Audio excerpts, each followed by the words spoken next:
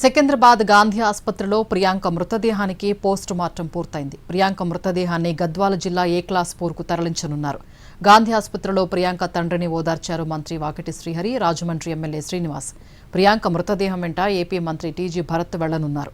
AP ప్రభుత్వం ప్రకటించిన 20 లక్షల చెక్ను ఆమె తండ్రికి అందజేస్తారు.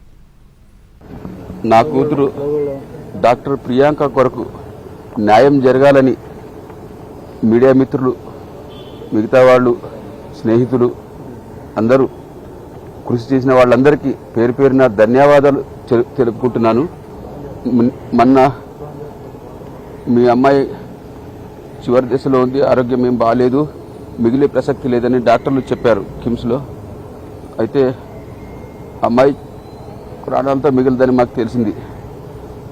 ఆమెను ఇంత దారుణంగా చంపిన వాళ్ళకి శిక్ష పడుతుందో లేదని నా కుటుంబంలో మా బంధువులు, మిత్రులు ఒక్కొక్కరు ఒక్కొక్క అనుమానం చెప్తుంటే, నీవు స్వయంగా పోలీస్ కేసు ఎఫ్ఐఆర్ రాయలేదు, అక్కడ ఏం రాసుకున్నారో, ఎలా దర్యాప్తులు జరుగుతున్నాయో మీరు పట్టించుకోకపోతే ముద్దాయిలకు శిక్ష పడకుండా పోతుంది, మళ్ళీ ఇలాంటివి ఎన్నో చేయవచ్చు వాళ్ళు, నీకు నీ కూతురికి న్యాయం జరగదని ఒక్కొక్కరు ఒక్కో రకంగా చెప్తుంటే నాకు అనుమానం బలపడి నా కూతురు కొన ప్రాణాలతో కొట్టుమిట్టాడుతున్న ఆసుపత్రిలో ఆమెను వదిలేసి నేను అర్ధరాత్రి హైదరాబాద్ నుంచి బయలుదేరి రాజమండ్రి వెళ్ళాను. అక్కడ ఏఎస్పీ గారు, డిఎస్పీ గారు, సిఏ గారు, మిగతా పోలీసులంతా స్టేషన్లో నాకు క్లియర్గా ఎఫ్ఐఆర్ బుక్ చేసిన విషయాన్ని, టైం టు టైం వాళ్ళు నమోదు చేసిన ఈ ఇన్సిడెంట్కి సంబంధించిన వివరాలు చూపించారు. విత్ ఫుటేజెస్, రకరకాల ఏరియాల నుంచి తీసిన ఫుటేజెస్ కలెక్ట్ చేసుకుని ఈ రకంగా చేశాం సార్. నిందితులు తప్పించుకునే అవకాశమే లేదు. మీకు ఇంకా ఏమైనా డౌట్లు అంటున్నారు, ఇంకా ఏదైనా ఉంటే అడగండి అని చెప్తే మేము చాలా క్లియర్గా వాళ్ళతో అన్ని వివరాలు తీసుకుని ఫుటేజెస్ చూసి, ఇంకా కొన్ని డాష్ ఇచ్చిన తర్వాత తలపై ఎక్కించి వెళ్ళిన తర్వాత ఇంకొంచెం ముందుకు వెళ్ళేదాకా కొన్ని కెమెరాలు ఏమన్నా లేవా సార్, అవి కూడా మాకు కావాలి. తర్వాత ఎక్కడెక్కడ పట్టుకున్నారు, ఎక్కడ తిరిగారు అన్నది తీసినారు, కానీ మాకు అవి కూడా కావాలి సార్ అని మేము అడిగాము.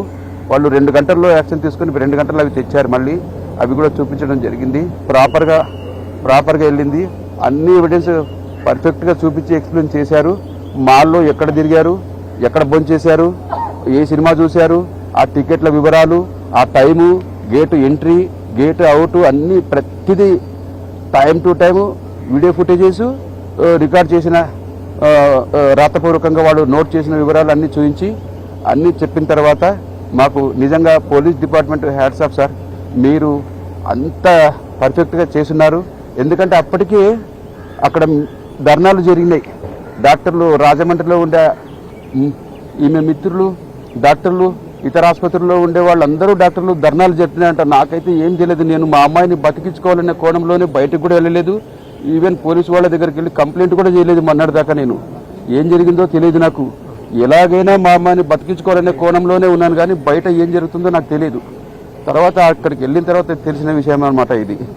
అంత అలా చేసినందుకు దాన్ని సీరియస్గా తీసుకొని పోలీసు వారు ప్రతిదీ క్లియర్గా నోట్ చేశారు. సార్, ఇలాంటి దుర్మార్గులను వదిలిపెడితే ఏమాత్రం చట్టాన్ని వాళ్ళు మిస్యూజ్ చేసుకొని మళ్ళీ బయటకు వస్తే ఇలాగే రిపీట్ అయితే సమాజం ఏమైపోవాలి సార్? నాలాంటి తల్లిదండ్రుల గుండె కోతలు ఇంకా ఎంతమందికి అన్యాయం జరగాలి, ఇంకా ఎంతమంది ఏడవాలి, ఇంకా ఎంతమంది ఇలాగ ఏడవాలి. అది జరగకూడదని చెప్పాను. మీరు ఖచ్చితంగా అన్ని నిందితులు తప్పించుకోకుండా సెక్షన్లు కరెక్ట్గా పెట్టి వాళ్ళకి, నా కూతురు సస్తే ఖచ్చితంగా వాళ్ళకి శిక్ష పడేలాగా మీరు మాకు చేయండి, న్యాయం చేయండి అని చెప్పాను. వాళ్ళు కూడా చేస్తామన్నారు సార్. అక్కడ కలిసిన తర్వాత నాకు నమ్మకం వచ్చింది. తర్వాత ఎస్పీ గారు కూడా మాట్లాడారు. అయితే ఏపీ గవర్నమెంట్ ఎవరూ నాకు ఏమీ చేయలేదు, ఎందుకు ఇంత న్యూస్ బయట నాకు తెలిసింది. తర్వాత 2-3 రోజుల తర్వాత ఇలా జరుగుతుంది మా బంధువులు ఒక్కొక్కటిగా చూపిస్తుంటే, ఇంత న్యూస్ స్ప్రెడ్ అయినా కూడా ప్రభుత్వం వాళ్ళు ఎందుకు చర్య తీసుకోవట్లేదని నేను ఆవేదన చెందాను. అందుకే మీడియా మిత్రులు పిలిచినప్పుడు నా కడుపులో ఉండే బాధనంతా మీడియా ముందర నేను వాళ్ళని, ప్రభుత్వాన్ని ప్రశ్నిస్తూ నేను మాట్లాడిన ఆవేదన, అంత ఆవేదనలో ఉండింది. వాళ్ళకు కూడా తెలియదు కదా, అంటే తెలియదా ఇట్లా జరుగుతున్నది, ఇంత న్యూస్ వస్తున్నాయి, చూసుకోలేదా? ఒక తల్లిదండ్రుల గుండెకోత వాళ్ళకి అర్థం కాలేదని నేను గట్టిగా ప్రశ్నించాను. నా బాధ, నా కడుపు కోత ప్రభుత్వానికి వినిపించింది. ఫైనల్గా ఎందుకు వినిపించలేదని నేను గోడు వెళ్ళగక్కున్నాను. గట్టిగా అడిగాను, మనస్ఫూర్తిగా నేను నా గుండె లోతుల్లోంచి నా బాధ మీడియా ముందర, మీ అందరి మీడియా ముందర నేను చెప్పుకుంటే వాళ్ళకి వినిపించి వెంటనే స్పందించారు. అక్కడి నుంచి నాకు ప్రభుత్వం తరఫున లోకల్ ఎమ్మెల్యే గారిని పంపించారు.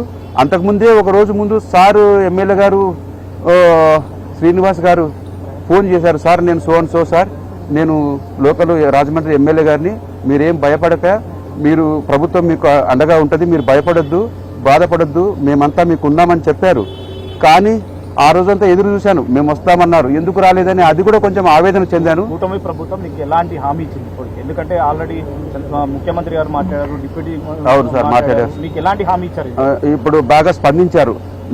నా బాధ మీ ద్వారా, మీడియా ద్వారా చెప్పుకున్నందుకు వాళ్ళకి వినిపించిన తర్వాత వాళ్ళు అంతకుముందే చేస్తున్నారంట, కానీ నాకు తెలియదు కదా సార్. నాకేం తెలుసు వాళ్ళు ఎంతవరకు చేస్తున్నారనేది నాకేం తెలియదు. నా బాధ నేను వెలగక్కున్నాను. తర్వాత నాకు అన్ని విషయాలు చెప్తూ వచ్చారు.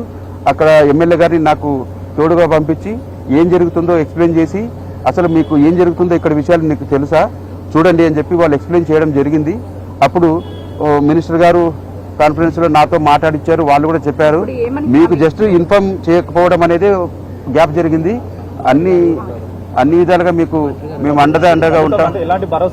భరోసా అంటే సార్ ఎలాంటి భరోసాలు చేస్తామన్నారంటే, నేను పర్టికులర్గా ఇది కావాలని నేను అడగలేదు.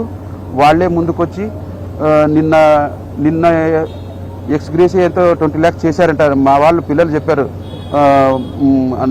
బాబాయ్ మాకు ఇట్లా ఇది చేశారంటే, సార్ ప్రభుత్వం తరఫున నేను, సార్ మీరు ఎవరు లేరా, నేను ఒంటరినే అని చెప్పి నా బాధ చెప్పినందుకు వాళ్ళంతా స్పందించి ఇంకా ఏమేమి చేస్తారో నాకు తెలియదు. కానీ చివరికి అంత్యక్రియలు ఎక్కడ జరగబోతుంది? ఎలాంటి శిక్ష వేయాలని అనుకుంటున్నారు మేడం? నిందితులకు ఉరి శిక్ష వేయాలి మేడం. నాలాంటి తల్లిదండ్రుల గుండె కోత మళ్ళీ రిపీట్ కాకూడదు. ఇట్లా తాగి ఇష్టం వచ్చినట్టు తిరిగితే మిగతా ఆకతాయిలు ఉంటారు, వాళ్ళు ఏమనుకుంటారు, ఇలా తగిలిస్తే ఏం కాదులే అనే మెసేజ్ సమాజంలో వెళ్తుంది. ఆ ఇద్దరి తల్లిదండ్రులకి మీ బాధ కనిపించడం లేదా? ఇద్దరు తల్లిదండ్రులు వాళ్ళు ఎవరో వాళ్ళకి కనిపించిందో లేదో, మాకైతే గుండె కోత మిగిలిచ్చినారు. మిగిలిన జీవితం బతకడం, నా కూతురు లేకుండా, నా గుండెకాయ నా పెద్ద కూతురు, ఆమె లేకుండా నేను నా లైఫ్ ఎలా లీడ్ చేయాలో నాకు ఏం తోచడం లేదు. ఆమె లేని జీవితం ఊహించుకోలేకపోతున్నాను. ఇక్కడ ప్రస్తుతం అయితే రాజమండ్రి ఎమ్మెల్యే గారు నాకు దగ్గరుండి అన్ని చూసుకుంటున్నారు. రైట్. మెడికో ప్రియాంక మృతదేహానికి పోస్ట్ మార్టం పూర్తయింది. మరిన్ని అప్డేట్స్ మా ప్రతినిధి రాధాకృష్ణ గాంధీ ఆసుపత్రి నుంచి లైవ్లో అందిస్తారు. రాధాకృష్ణ.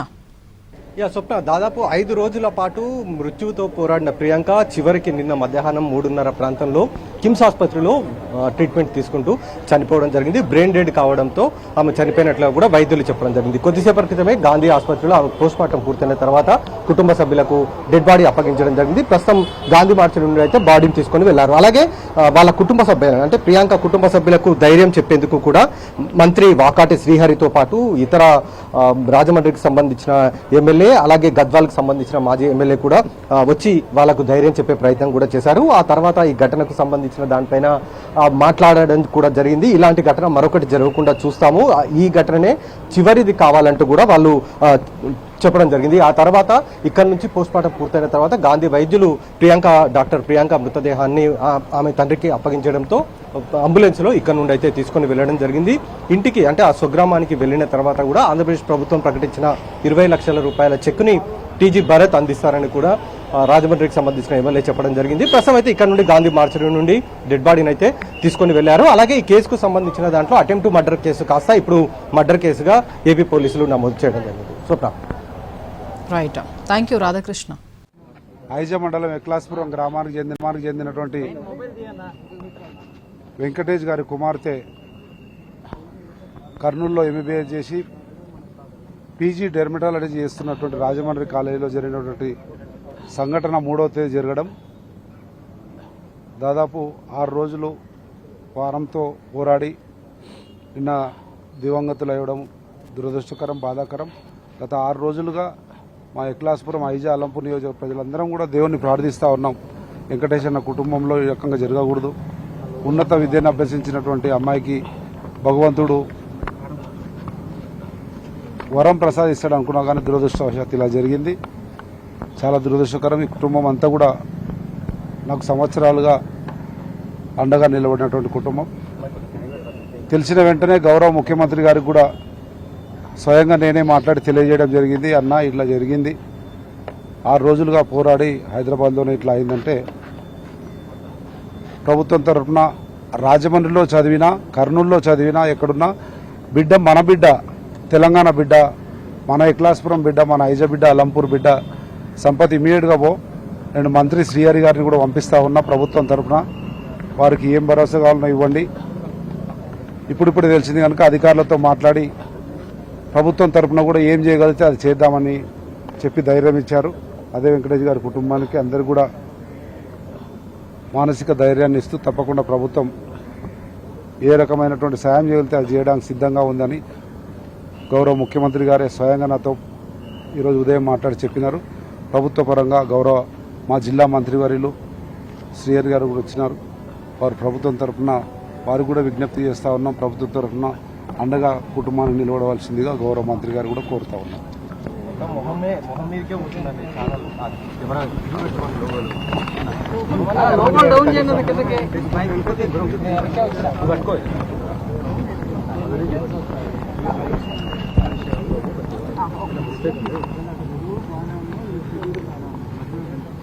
సోదరుడు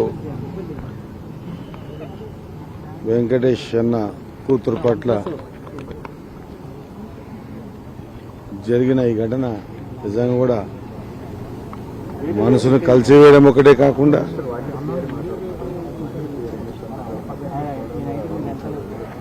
ఇంత దుర్మార్గానికి పాల్పడినటువంటి ఆ వ్యక్తుల పట్ల ఖచ్చితంగా సంపదన్న గారు చెప్పంగానే